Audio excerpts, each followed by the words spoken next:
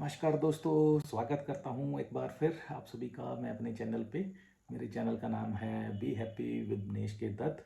हम book discuss कर रहे हैं ईगो इज़ द एनिमी, जो कि लिखी गई है रायन हॉलीडे द्वारा।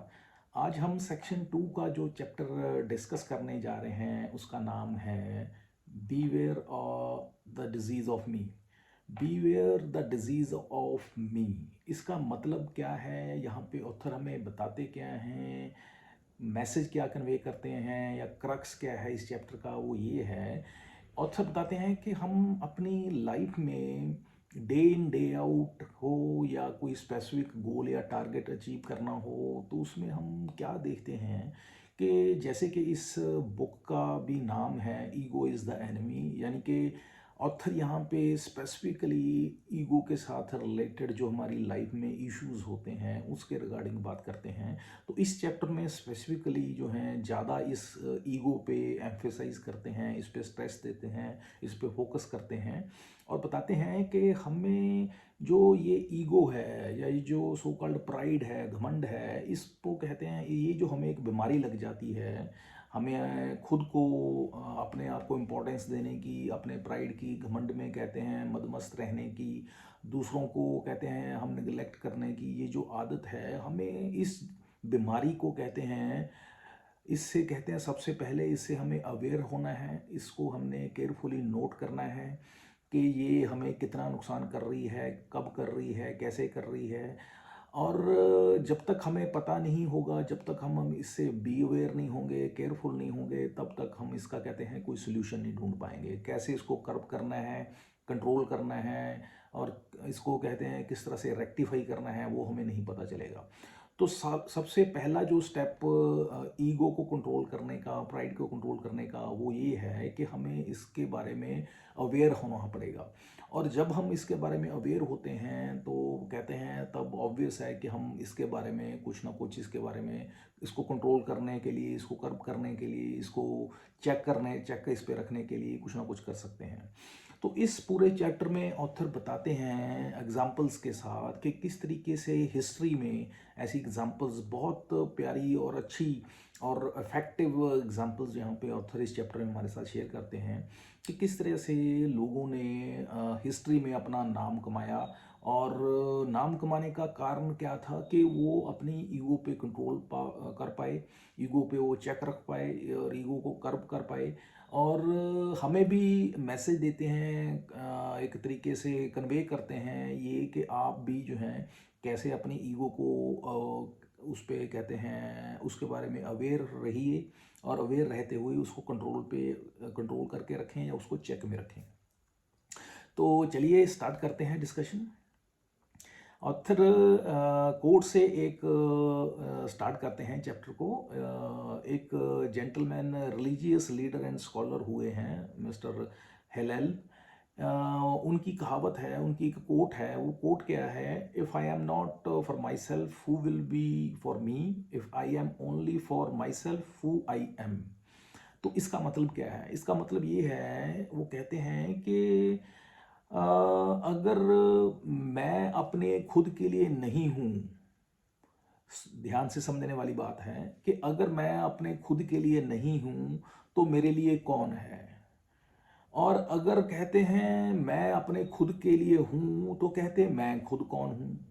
तो ये बड़ा फिलोसफिकल डायलॉग है, बड़ा कोट है, फिलोसफिकल कोट है। इसको बड़ा समझने में कहते हैं थोड़ा डीप अंडरस्टैंडिंग की ज़रूरत पड़ती है, नो डाउट, बट बड़ा गहरा और बहुत मीनिंगफुल कोट है। तो चलिए आगे स्टार्ट करते हैं इस चैप्टर को। यहाँ पे बात करते हैं ऑथर के वर्ल्ड वार 2 के जो उसमें जो जीत हासिल करते हैं अलाइड फोर्सेस, उसमें बहुत काफ़ी जनरल्स का नाम होता है जिन्होंने अपने अपने कंट्रीज़ को लीड किया और सक्सेसफुली उसको वर्ल्ड वार 2 को जीता। जिनमें नाम था पैटॉन, ब्रैडले, एसनहावर, मैकऑथर, जूखाओ। तो ये कुछ ऐसे जनरल के नाम थे जिन्होंने अलाइड फोर्सेस में कंबाइंड तरीके से लड़ाई लड़ी, वर्ल्ड वार 2 लड़ी और उसमें जीत हासिल की, अपने अपने कंट्री को जीत हासिल करवाई। और इन सभी में एक नाम और ऐड करते हैं ऑथर स्पेसिफिकली, और इन सब से अलग एक नाम ऐड करते हैं, वो नाम करते हैं जॉर्ज मार्शल का। ये जॉर्ज मार्शल का नाम अब यहाँ पे ऑथर एक अलग क्यों ऐड करते हैं, कंटिन्यूशन में ऐड क्यों नहीं करते हैं, या इनको एक स्पेसिफिक इसके इनके नाम पे स्ट्रेस क्यों देते हैं, वो आगे चल के हमें बताते हैं, पता चलेगा कि इनकी क्या खासियत थी। यहाँ पे बताते हैं कि वर्ल्ड वार 2 जैसे ही जीत हासिल होती है तो होता क्या है कि सभी जो जनरल्स होते हैं वो उनकी ऑब्वियस है कि जो है पब्लिसिटी होती है, उनको मीडिया में, प्रेस में, टेलीविज़न पे उनको कहते हैं उपाधियाँ दी जाती हैं, उनकी रिकॉग्निशन होती है, उनको रिवार्ड्स दिए जाते हैं। तो यहाँ पे अब जो कि जॉर्ज मार्शल होते हैं वो किस तरीके से डिफरेंट होते हैं इन सभी से। वो इस तरीके से होते हैं कि ये जो मार्शल होते हैं, जॉर्ज मार्शल होते हैं, ये जो सारे डेजिग्नेशंस, ऑनर्स, रिवार्ड्स, ये सारे जो हैं वो कहते हैं नहीं लेते हैं, वो उनको कहते हैं अवॉइड करते हैं। वो कहते हैं कि मुझे ये सब कुछ नहीं चाहिए।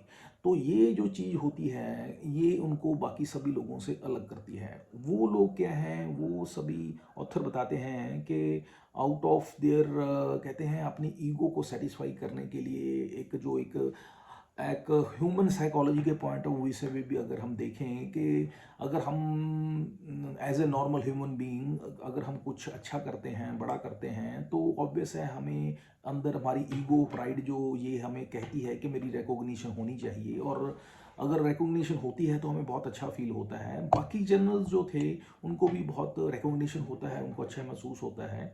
लेकिन यहाँ पे जो जॉर्ज मार्शल होते हैं उनको इन सभी रिवार्ड रिकॉग्निशन से उनको कोई लेना देना नहीं होता, वो इन चीज़ों को अवॉइड करते हैं।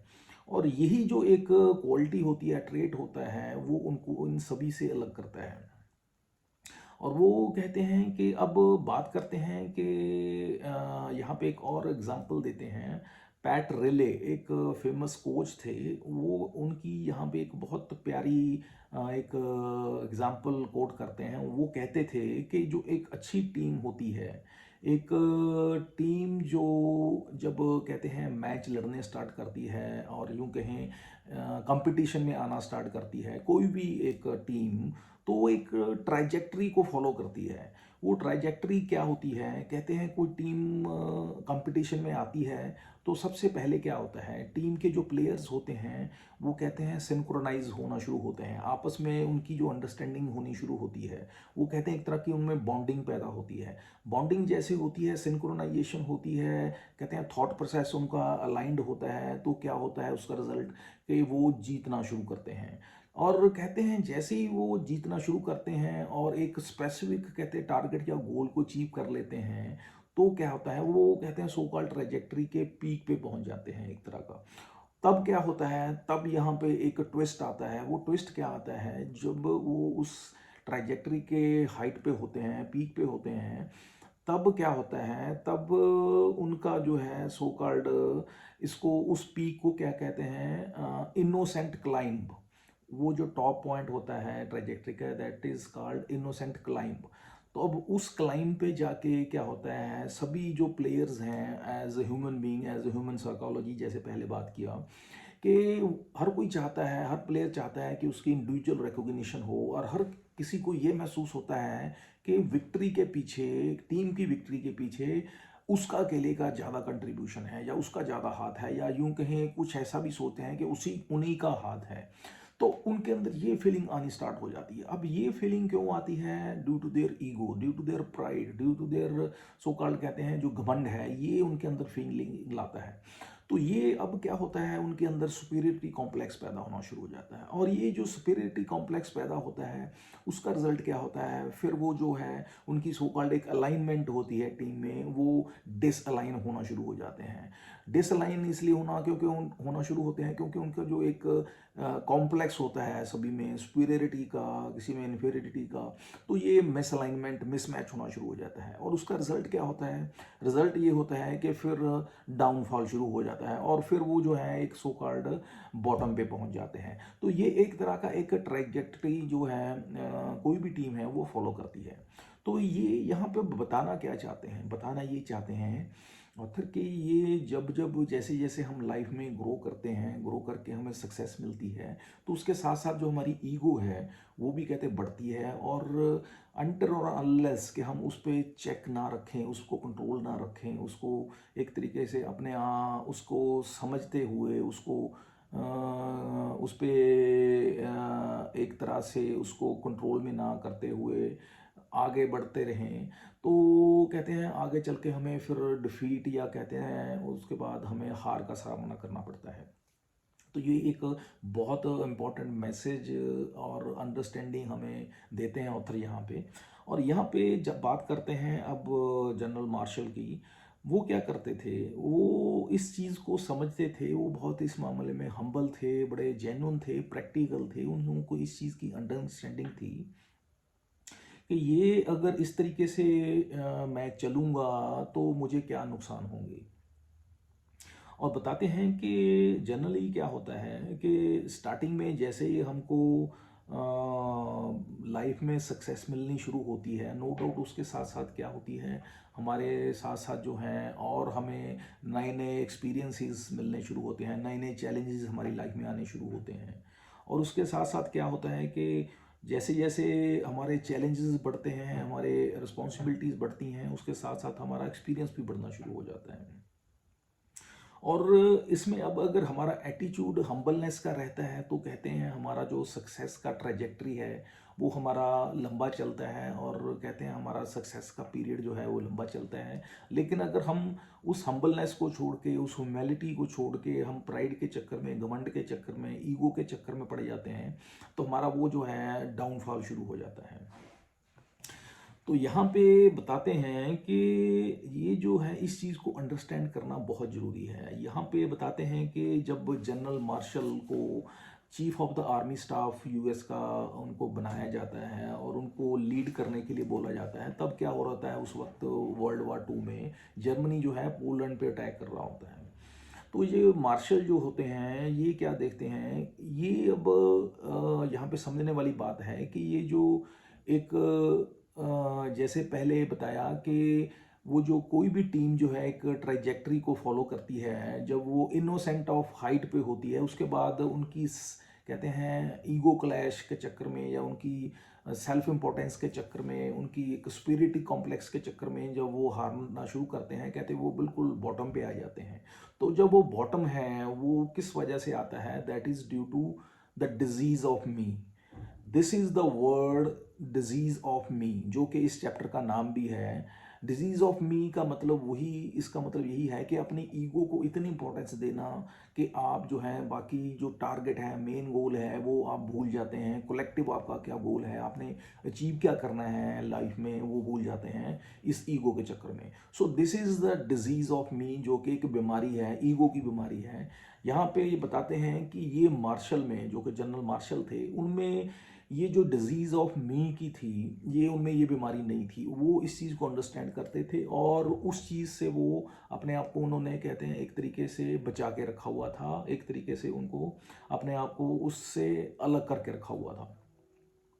अब बताते हैं कि लेकिन उन्होंने एक बात और ध्यान ये रखा कि उन्होंने नो डाउट जैसे जैसे वो लाइफ में प्रोग्रेस करते गए, उनके जो है हायरार्की में वो मूव करते गए अपवर्ड, तो उन्होंने अपने रिलेशंस को ध्यान रखा। रिलेशंस को ध्यान रखने का मतलब उन्होंने अपने रिलेशंस कायम रखे with every rank and with every rank पे जो जाते थे, उसी रैंक के प्रोफाइल के लोगों के साथ उनकी अंडरस्टैंडिंग, उनकी रिलेशन बिल्डिंग वो करते जाते थे। और उन्होंने कभी भी किसी को नीचा नहीं समझा, नीचा दिखाने की कोशिश नहीं की, और बड़े हम्बल और ह्यूमैनिटी के साथ जो है सभी के साथ रिलेशन बिल्डिंग करते गए। और बताते हैं कि ये उनका एक तरह से ऑब्सेशन था, उनकी एक बहुत प्लस पॉइंट था, पॉजिटिव पॉइंट था, एक स्ट्रेंथ थी कि रिलेशन बिल्ड करके रखने का हर किसी के साथ, जो कि उनको आगे चल के लाइफ में बहुत पे ऑफ करता है। और ये कहते हैं कि उनका काम करने का ये जो तरीका था वो यही था कि वो कभी भी हालांकि as a normal human being वो कभी डिक्लाइन नहीं करते थे कि उनको कोई उनको रिकॉग्निशन दे या उनको कोई किसी चीज़ का अवार्ड दे। इस चीज़ को वो ज़्यादा उस चीज़ के लिए अवॉइड भी नहीं करते थे and as a normal human being. यहाँ तक बताया जाता है कि ऑथर बताते हैं कि उन्होंने प्रेसिडेंट को, मिस्टर प्रेसिडेंट को, जो कि उनको जनरल जॉर्ज के नाम से बुलाना चाहते थे, लेकिन उन्होंने उनको रिक्वेस्ट किया कि वो मुझे जनरल जॉर्ज की बजाय जो है जनरल मार्शल कह के बुलाएं तो मुझे अच्छा लगेगा। तो उनका जो नाम था वो लोग उनको, या प्रेसिडेंट जो उनको जो है जनरल मार्शल के नाम से जानते थे या उनको उस नाम से पुकारा जाता था। तो ये नाम जो था बेसिकली उन्होंने आउट ऑफ ईगो नहीं बोला था कि ये इस नाम से मुझे पुकारा जाए, rather he had earned it. उन्होंने ये मेहनत से कमाया था अपना नाम। तो इसमें कोई घमंड वाली बात नहीं थी, ये उनका एक तरह से उनकी एक हम्बलनेस यहाँ से शो होती थी कि उन्होंने रिक्वेस्ट किया कि मुझे इस नाम से नाम बुला करके मुझे इस नाम से बुलाया जाए। जस्ट एक रिक्वेस्ट थी उनकी।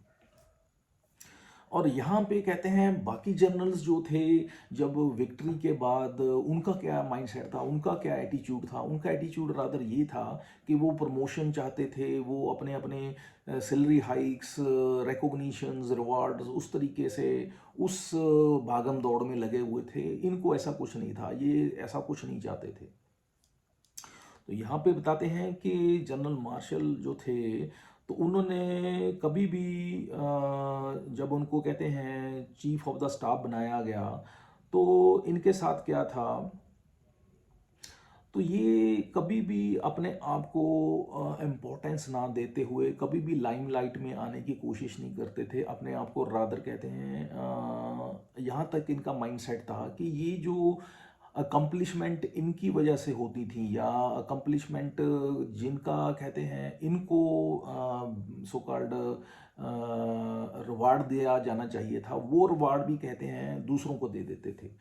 अपना रिवार्ड भी दूसरों को देना, ये अपने आप में इनकी सबसे हम बड़ी हम्बलनेस शो करने का एक कहते हैं एक हमें एग्जाम्पल मिलती है। क्योंकि जनरली होता क्या है कि हम कोई काम करते हैं, हमें उसका रिवार्ड मिलता है, हमें खुश होते हैं, इसमें it's a normal human psychology. But हम इस ईगो के चक्कर में एक स्टेप आगे भी निकल जाते हैं। वो कैसे कि हम जो हैं यहाँ तक सेल्फिश हो जाते हैं, या हम अपनी ईगो के चक्कर में इतना अंधे हो जाते हैं, हम कहते हैं दूसरों की जो रिवार्ड रिकॉग्निशन है उसको भी हथियाना चाहते हैं। हम चाहते हैं कि किसी और ने काम किया, किसी और ने मेहनत की, और उसका रिवार्ड जो है हम जो है बाय हुक एंड क्रुक हैं हम खुद ले लें। हम यहाँ तक भी चले जाते हैं। लेकिन यहाँ पे इस जेंटलमैन की खासियत ये थी, इनकी हम्बलनेस थी कि ये जो अपने रिवार्ड्स थे, अपनी रिकॉग्निशंस थे, वो भी कहते हैं दूसरों को दे देते थे। अपने आप को वो इतना डाउन द अर्थ कहें या उसको इतना अपने आप को हम्बल रखते थे कि वे अपने आप को रिकॉग्निशन देना, अपने आप को लाइमलाइट में लाना वो अब अच्छा नहीं समझते थे। उनको पता था कि it's of no use. Rather वो अपने आप को एक तरीके से छुपा के रखना चाहते थे। तो ये यहाँ से उनकी एक हम्बलनेस जो है रिफ्लेक्ट होती है, जो कि एक बहुत बड़ी क्वालिटी इनमें मानी गई थी। और इनको जो है लाइफ में नो डाउट इनसे जो है बहुत पे ऑफ किया, और हिस्ट्री में जो है इनका बहुत एक तरीके से सुनहरी अक्षरों में इनका नाम लिखा गया। हालांकि इस चीज़ से ये अवॉइड करते थे कि मुझे कोई रिवार्ड एंड रिकॉग्निशन नहीं चाहिए, लेकिन इन स्पाइट ऑफ दैट जो हिस्टोरियन हैं वो इनकी जो है इनकी इस चीज़ के लिए, इस क्वालिटी के लिए, इस ट्रेड के लिए जो है बहुत प्रेज करते हैं। और बताते हैं कि जहाँ पे उनकी और एक बात करते हैं कि जो इनको जब इनको रिकॉग्निशन दी जानी होती है, इनको चीफ ऑफ द आर्मी बनाया जाना होता है, डेजिग्नेशन देना होता है, तब ये उस चीज़ को भी जो है रेजिस्ट करते हैं, उसको भी मना कर देते हैं, उस रिवार्ड को भी, रिकॉग्निशन को भी। उसके बाद इनको फील्ड मार्शल का एक डेजिग्नेशन देने के लिए जो है बाकी सभी जो लोग हैं उस वक्त सो कॉल्ड पावर में होते हैं, वो सभी इनको एक डेजिग्नेशन, एक रिकॉग्निशन देने की कोशिश करते हैं। ये एग्री किया जाता है इनको कहते हैं एक फील्ड मार्शल की उपाधि दी जाए, तो उसको भी रिफ्यूज़ कर देते हैं ना। वो इस चीज़ के लिए रिफ्यूज़ करते हैं। अब यहाँ पे समझने वाली बात है, वो क्यों रिफ्यूज़ करते हैं इसको, इसलिए रिफ्यूज़ नहीं करते हैं कि वो उनको अच्छा नहीं लगता था, बट इस चीज़ के लिए रिफ्यूज़ कर देते हैं क्योंकि जो उनके मेंटर थे जनरल परशिंग, तो वो उनको ये लगता था कि अगर मैं ये रिकॉग्निशन लूँगा तो मुझे लगता है कि वो मेरे सो कॉल्ड मेंटर की एक तरह से ह्यूमिलेशन होगी, वो उनको कहते हैं एक तरह से नीचा दिखाने वाली बात होगी। तो ये सोच रखते हुए वो इस रिवार्ड को भी कहते हैं रिफ्यूज़ कर देते हैं कि ये मेरे जो मेंटर हैं उनकी कहते हैं एक तरह से इंसल्ट होगी, तो वो कहते हैं मैं ये रिकॉग्निशन नहीं लूँगा। तो ये सारी चीज़ें जो हम यहाँ पे डिस्कस कर रहे हैं या ऑथर में बता रहे हैं, ये सिर्फ इसलिए बता रहे हैं कि किस तरीके से एक इंसान अपनी ईगो पे या कहते हैं कंट्रोल रखता है, किस तरह से अपनी हम्बलनेस दिखाता है, और उसका जो है उसका बेनिफिट उसको कितना होता है और कितना हिस्ट्री में उसको अच्छा बताया गया, कि अच्छा समझा गया, और लाइफ में वो कितना आगे तक ग्रो करता गया। यहाँ पे बताते हैं कि उसके जो साथ के जो सो कॉल्ड उसके कोलीग्स थे, वो उनके कंपैरेटिवली जो हैं बहुत ज़्यादा उन्होंने लाइफ में तरक्की की with respect to raise in the salary, raise in the rank, raise in the hierarchy. तो कहते हैं ये सिर्फ और सिर्फ उनकी हम्बलनेस की वजह से था, और ये जो हम्बलनेस है उनको लाइफ में उनको इतना पे ऑफ किया कि लास्टली वो chief of the army staff भी बने। और यहाँ पे बात करते हैं कि उनका एक हमारी बात करते हैं कि अगर हमें लाइफ में कुछ ऐसा करने को मिले कि हमें कोई रिवार्ड मिलना हो, और हम उसको अगर हमें कोई कहे कि आपको रिवार्ड दिया जाना है, कहते हैं क्या आप उसको रिफ्यूज़ करेंगे? कहते हैं हम कभी रिफ्यूज़ नहीं करेंगे, क्योंकि हमारा as a normal human being हमारी टेंडेंसी क्या होगी कि हम उसको पाके बड़ा खुश होंगे। रादर जैसा पहले बात किया, कुछ लोगों की माइंडसेट ऐसा भी होगी कि वो रादर यहाँ तक कोशिश करेंगे कि दूसरों के जो अवार्ड हैं, रिवार्ड हैं, जो उनकी रिकॉग्निशन है वो खुद ले लें। तो ये जो एक माइंडसेट है, ये भी एक ये किस वजह से होता है, ऐसा माइंडसेट क्यों होता है? ऑथर बताते हैं कि ये हमारी ईगो हमारे से करवाती है, और यहाँ पे फिर इस चीज़ पे एम्फेसाइज करते हैं ऑथर कि हमें अपनी ईगो को देखना है, ऑब्जर्व करना है, नोट करना है, और इस चीज़ को देखना है कि हमें ये कितना ख़राब कर रही है, इस पे चेक रखना है कि ये हमें ख़राब ना करे। क्योंकि अगर ईगो को कंट्रोल में नहीं रखेंगे तो ये हमें ही ख़त्म कर देगी, हमें ही खा जाएगी। और मज़े की बात यहाँ पे बताते हैं कि जो हमारी ईगो है वो चाहती है कि उसकी रिकॉग्निशन हो, और उसको कोई रिवार्ड मिले, रिकॉग्निशन मिले, और उसकी सभी तरफ कहते हैं उसको प्रेज़ किया जाए। तो लेकिन यहाँ पे बताते हैं कि जो हमारा कॉन्फिडेंस है उसको किसी रिकॉग्निशन की ज़रूरत नहीं है, किसी उसको वैलिडेशन की ज़रूरत नहीं है, कोई भी उसको रिवार्ड नहीं चाहिए, क्योंकि जो मेहनत है कॉन्फिडेंस के साथ साथ साथ जो है वो उसी के साथ आती है। और जो मेहनत है वो कहीं ना कहीं, जैसे कहावत है, कहते हैं रंग लाती है, वो अपने रिजल्ट देती ही देती है। कहते हैं कि हमारी जो लाइफ में हम अपनी स्टार्टिंग में हो सकता है हम थोड़ा कंप्रोमाइज़ कर लें विद अवर ईगो, कि हम कुछ रिवार्ड्स हैं, रिकग्निशन पे जो हैं उस पर कंट्रोल कर लें, हम उसको रिफ्यूज़ कर दें due to out of compulsion, किसी मजबूरी की वजह से हम हो सकता है अपने रिवार्ड रिकग्निशन को छोड़ दें या उसको मना कर दें, वो भी हमारी मजबूरी में। लेकिन जैसे जैसे हम सक्सेसफुल हो जाते हैं और एक ऐसी पोजीशन में पहुंच जाते हैं जहां पे हम पावरफुल हो जाते हैं, हमारे हाथ में पावर आ जाती है, तब वहां पे हमारे हालात ये हो जाते हैं, तो हम चाहते हैं कि मुझे और रिकॉग्निशन मिले, मेरी और कहते हैं मीडिया में, न्यूज़पेपर में, लोगों में मेरी कहते हैं और मेरी रिकॉग्निशन हो, और मुझे कहते हैं और इस तरह से रिवार्ड्स मिले। तो ये एक इच्छा जो है ईगो जो हमारी, और जैसे जैसे हम लाइफ में ग्रो करते हैं तो और ये इच्छा जो हमारी बढ़ती जाती है, अंदर ये जो एक एम्प्टीनेस है ईगो हमारे अंदर और पैदा करती जाती है। तो ये हमें इस चीज़ को समझना है और ईगो पे चेक रखना है। और ये जो एक इम्बैलेंस क्रिएट करने की कोशिश करती है हमारी लाइफ में ईगो, एक क्रेजीनेस जो पैदा करती है रिवॉर्ड रिकॉग्निशन के पीछे भागने के लिए, और जिसको प्राप्त करने के लिए हम अनएथिकल काम करने तक भी उतर आते हैं, हम अनएथिकल भी हो जाते हैं, गलत काम करना भी शुरू कर देते हैं। उस चीज़ से हमें बचना है।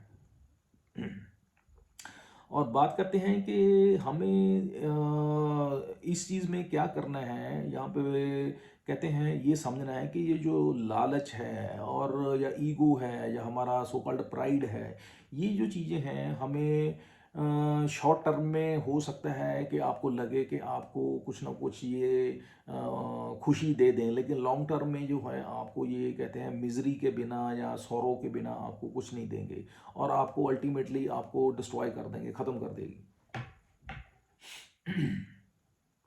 बताते हैं कि जो मार्शल थे, जॉर्ज मार्शल थे, वो अल्टीमेटली उन्होंने उनको यहाँ तक भी उनको रिकॉग्निशन दी गई कि उनको chief of the army staff बना के ये जो वर्ल्ड वार टू हुई उसमें वो कहते हैं उनको लीड करने के लिए बोला गया और आर्मी पूरी को, यूनाइटेड आर्मी को उनको लीड करने के लिए बोला गया। और वो वहाँ पे भी कहते हैं इन्होंने उस चीज़ का प्रेसिडेंट को बोला कि जैसा आपको ठीक लगे, मुझे इसमें कोई इंटरेस्ट नहीं है, अगर आप चाहते हैं इट्स अप टू यू। तो क्योंकि उसमें क्या था, उनको पता था कि हिस्ट्री में जो भी क्रेडिट या डिसक्रेडिट जाता है वो आर्मी के जनरल को जाता है। और इस यहाँ पे जो कहते हैं इसमें जो जीत हासिल होती है वर्ल्ड वार टू की, वहाँ पे जो जीत का जो क्रेडिट है वो एसनहावर जो होते हैं जनरल, उनको दिया जाता है। तो इनमें भी कहते हैं इनको कोई इस चीज़ की दुख नहीं होता या इनको फ्रस्ट्रेशन नहीं होती, इस चीज़ का गुस्सा नहीं है, गिला गिला नहीं होता कि ये ऐसा क्यों हो रहा है।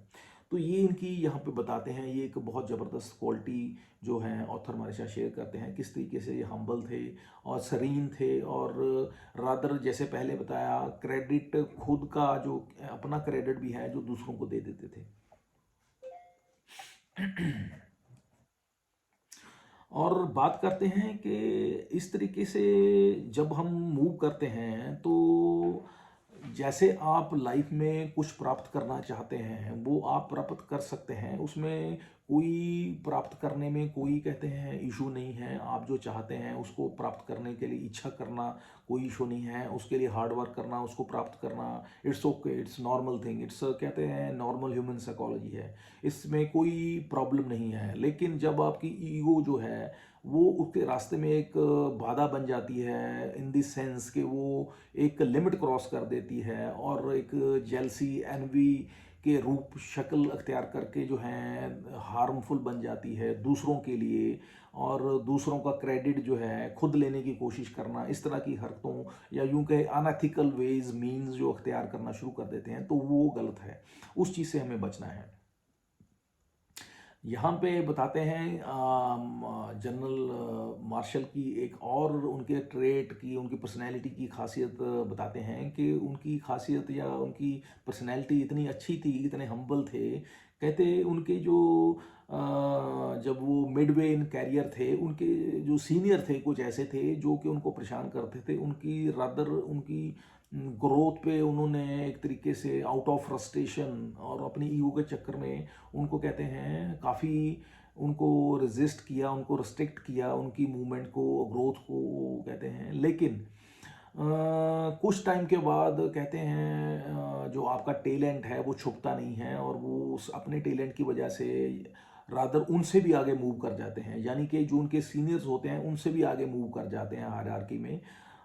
तब क्या होता है, अब यहाँ पे देखने वाली बात है एज ए ह्यूमन बीइंग, हमारा as a normal human being हम क्या करें अगर हम उस पोजीशन पे होते कि हमें पता है कि हमारा किसी ने बुरा किया, हमारे सीनियर ने, और जब हमें मौका मिलता है हम उसके सीनियर बन जाते हैं, तो जनरली एक एज ए ह्यूमन बीइंग तो हम क्या करते हैं, हमारा एटीट्यूड क्या होता है कि हम उस इंसान का नुकसान करने की सोचते हैं जिसने हमारा नुकसान किया होता है। लेकिन यहाँ पे इनकी हम्बलनेस बताते हैं क्या थी, इन्होंने ऐसा कुछ नहीं किया।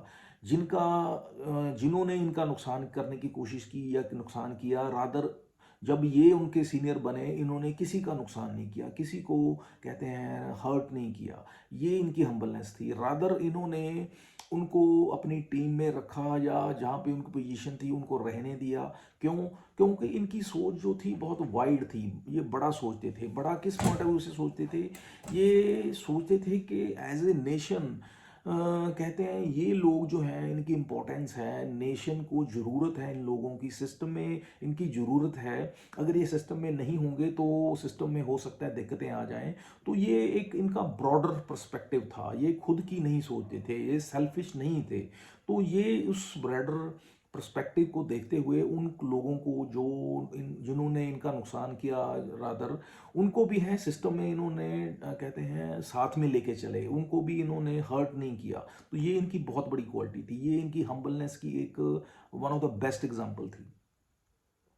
तो यहाँ पे यही जो इनकी क्वालिटी है कि बताते हैं, ऑथर बताते हैं कि ये मिलिट्री में चाहे पॉलिटिक्स में कहते हैं इनकी बाकी लोगों से ये डिफरेंट थे। डिफरेंट क्यों थे?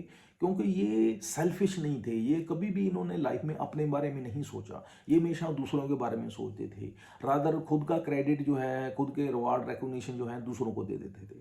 अब यहाँ पे एक और एग्जांपल देते हैं ऑथर, कहते हैं जब ऑफिशियली इनका पोर्ट्रेट बनाने के लिए एक इनको बुलाया जाता है, इनको ऑफिशियली पोर्ट्रेट बनाने के लिए जब बिठाया जाता है और एक स्केचर जो होता है, स्केच बनाने वाला जो एक आर्टिस्ट होता है, इनका स्केच बनाता है। स्केच कंप्लीट करने के बाद, कंप्लीट होने के बाद उनको बोलता है कि जी कंप्लीट हो गया, तो ये उठ के चलने लगते हैं। तो वो आर्टिस्ट उनको बोलता है कि सर आप आपका जो स्केच तैयार हुआ है उसको नहीं देखना चाहेंगे? तो ये बोलते हैं कि नहीं, और उसका जो है बड़े हम्बली उनको थैंक्स बोल के निकल लेते हैं। तो अब बताते हैं, अब ऑथर के अब यहाँ पे एक और बात देखने वाली है कि कौन इंसान ऐसा होगा कि जो कहते हैं अपने सो कॉल्ड इतनी हाइट पे पहुंच के, सक्सेस की हाइट पे पहुंचे कि इतनी हम्बलनेस दिखाए कि अपनी सो कॉल्ड स्केच को भी ना देखे, अपने सो कॉल्ड ड्राइंग को भी ना देखे, जबकि उनको पता है कि ये जो ड्राइंग है या स्केच है अब मीडिया में, प्रेस में और जाएगी और उनकी रिवार्ड रिकॉग्निशन और बढ़ेगी उनको, लेकिन इन चीज़ों से कुछ लेना देना नहीं था। लेकिन अगर हम नॉर्मल ह्यूमन बीइंग की बात करें, हम इन चीज़ों से बहुत इंप्रेस होते हैं। हम चाहते हैं कि हम मीडिया में, न्यूज़पेपर्स में और सभी जगह हमारी कहते हैं लोगों में जाने पहचाने, और हम बड़े इस चीज़ से कॉशियस रहते हैं, बी अवेयर रहते हैं कि हम कैसे दिखते हैं और कैसे नहीं दिखते हैं। तो हम इन चीज़ों पे बहुत टाइम वेस्ट करते हैं। लेकिन उनका थॉट प्रोसेस क्या था? वो कहते हैं मुझे इन चीज़ों से कुछ लेना देना नहीं है, क्योंकि ये सिर्फ वेस्टेज ऑफ टाइम है। मुझे फोकस करना है मेन काम पे। मेरा मेन काम क्या है? मैंने सर्व करना है कंट्री को, या मेरा जो काम है मैंने उसको करना है, मैं उस पर फोकस करना है। तो ये अब बात बड़ी ध्यान से हमें समझाते हैं ऑथर कि किस तरीके से वो डेडिकेटेड थे अपने काम के प्रति, किस तरीके से वो हम्बल थे, और किस तरीके से वो एक तरीके से अपने आप को कहते हैं डाउन टू अर्थ रखते थे, अपनी ईगो पे कंट्रोल रखते थे, चेक रखते थे। और यहाँ पे उनके वाइफ, उनके ऑथर उनके सॉरी उनकी वाइफ को मिलते हैं, और उनकी वाइफ बताते हैं कि वो नॉर्मल इंसान है। नॉर्मल इंसान में जैसे थोड़ी ईगो होती है, सेल्फ इंटरेस्ट होता है, सेल्फ रिस्पेक्ट होती है, डिग्निटी होती है, एम्बिशन होती है, उनमें भी वैसा ही है। लेकिन हाँ, नो डाउट उन पे एक खासियत है। खासियत ये है वो फ्लेक्सिबल है विद रिस्पेक्ट टू, कहते हैं वो अपनी हम्बलनेस और सेल्फिशनेस है उनमें, और अकॉर्डिंग टू सिचुएशन वो अपने आप को एडजस्ट कर लेते हैं, और कभी भी अपनी ईगो के चक्कर में जो है आउट ऑफ कंट्रोल नहीं होते हैं और किसी को हर्ट नहीं करते हैं, इतने हम्बल हैं। और अब बताते हैं हमें भी फाइनली मैसेज क्या देते हैं यहाँ पे। एक बहुत ही प्यारी एक सॉकर के कोच थे, टॉनी एडम, उसकी एग्जांपल देते हैं। अब हमें भी ध्यान से समझना है, हमें इस एग्जांपल को ध्यान से समझना है, सुनना है, और बहुत ही प्यारी और बहुत ही फोर्सफुल और बहुत जिसे कहें एक इम्पैक्टफुल एग्जांपल और यहाँ पे ऑथर देते हैं टॉनी एडम की। वो क्या कहते थे? सॉकर के वो कोच थे, वो क्या कहते थे अपने प्लेयर्स को बोलते थे कि आप जो हैं कि जो आपने प्ले करना है, आप जो प्ले करेंगे वो आपने करना है। आप की जो टीम जो है, आपके प्लेयर को बोलते थे play for the name on the front of the Jersey, कि आप जो हैं अपनी जर्सी के आगे जो नाम लिखा हुआ है आप उसके लिए प्ले करिए, उसके लिए आप खेलिए with full vigour, with full enthusiasm, with full कहते हैं डेडिकेशन जो आप प्ले करें फॉर व्हाट, कहते हैं जो नाम आपकी जर्सी के ऊपर लिखा हुआ है, जो आपकी टी शर्ट के ऊपर लिखा हुआ है। और टी शर्ट के ऊपर नाम किस चीज़ का लिखा होता है फ्रंट पे, जिस टीम के लिए, जिस ऑर्गेनाइजेशन के लिए, जिस कंट्री के लिए आप खेल रहे हैं। और उसके बाद क्या होगा, he says then they will remember the name on the back. और कहते हैं जो लोग हैं, जो सोसाइटी है, जो वर्ल्ड है, वो किस चीज़ को याद रखेगा, the name on the back of the T shirt. जो नाम इस टी शर्ट के पीछे लिखा हुआ है, वर्ल्ड, दुनिया जो है, लोग कहते हैं वो नाम याद रखेंगे। अब जो आपकी टी शर्ट है उसके पीछे किसका नाम लिखा होगा, वो आपका नाम होगा।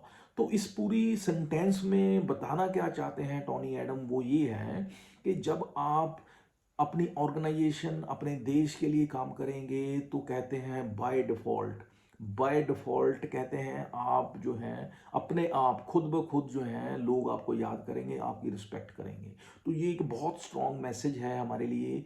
जब आप सेल्फिशनेस के साथ, सेल्फलेस होके, अपने आप की परवाह ना करते हुए कहते हैं आप सर्व करेंगे आप सोसाइटी को, कंट्री को, तो कहते हैं आपकी जो कहते हैं सो कॉल्ड रिकॉग्निशन है, रिवार्ड आपको मिलना तय है। आप उसको मांगने की ज़रूरत नहीं है, वो कहते हैं आपको मिल ही जाना है by default. So this is a very strong message.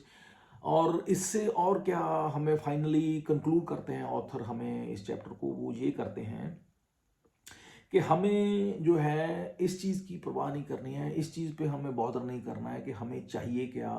Out of our ego हमें इस चीज़ के पीछे नहीं भागना है, इस चीज़ की हमें चाहत नहीं रखनी है। हमें रिवार्ड चाहिए, रिकॉग्निशन चाहिए, हमें इस चीज़ के पीछे नहीं भागना है। हमने अपना काम करना है और बड़े मेहनत के साथ, फोकस के साथ, बिना किसी चाहत के काम करना है, डेडिकेशन के साथ काम करना है। तो बाकी सब चीज़ें कहते हैं उस चीज़ को अपने आप ऑटोमेटिकली फॉलो करेंगी। So this is all about this chapter, beware the disease of me. मेरे ख्याल से इस चैप्टर में हमें बहुत ही प्यारी, बहुत ही अच्छी एक लर्निंग मिली है कि किस तरीके से हमें अपनी ईगो पे कंट्रोल रखना है, चेक रखना है। जब हम ऐसा करते हैं तो कहते हैं लाइफ में आप जो भी चाहते हैं वो कहते हैं ऑटोमेटिकली आपको मिल जाना है। तो ये बहुत प्यारी एक लर्निंग है, लेसन है। और इसके साथ ही हम इस चैप्टर को कंक्लूड करते हैं। नेक्स्ट वीडियो में हम जो डिस्कस करेंगे, जो चैप्टर डिस्कस करेंगे, उसका नाम है मेडिटेट ऑन द इमेंसिटी। तब तक के लिए आज्ञा दीजिए। Have a nice day. Thank you. Bye.